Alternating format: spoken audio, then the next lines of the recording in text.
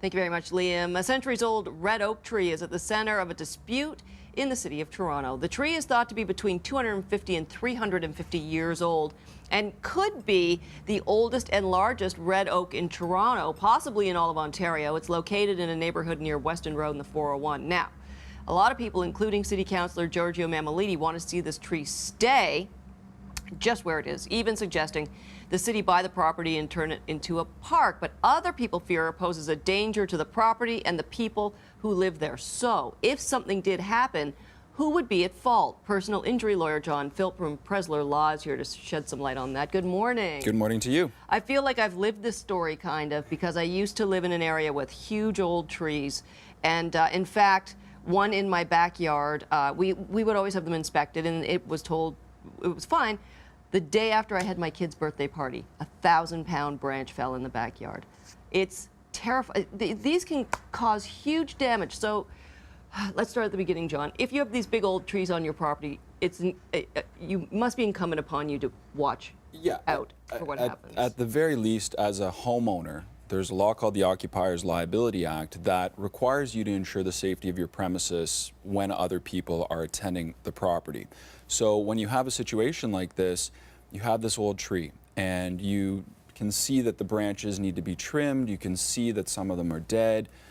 The problem is that, you know, as with this story, the City of Toronto has some very strict bylaws as it relates to dealing with trees. So if you're going to take down a tree of a certain diameter, or if you're going to deal with a tree that's, you know, deemed protected, you have to go through the city first.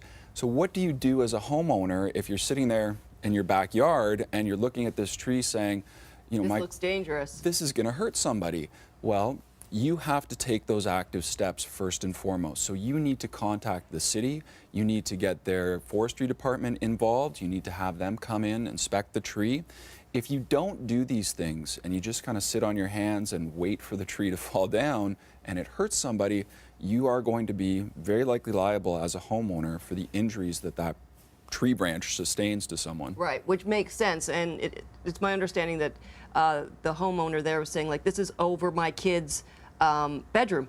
Again, I had the same situation. The tree was maybe 250 years old in our front yard. Had to cut it down. It was so old, it was dying, and it was, you know, so, but my question here, John, is, so let's say, heaven forbid, in this story, a branch comes down. The homeowner has said, we want to take this tree down. Now the city's saying, potentially, we're not going to let you. If someone got hurt, who's responsible? Well, I think arguably you would look to the City of Toronto in those circumstances. You would see why they designated the tree protected. You would see what kind of assessment was made. I think in this particular circumstance that we're discussing, I think that the city, the director of the forestry department has gone in. They're waiting for an assessment, a report on the tree.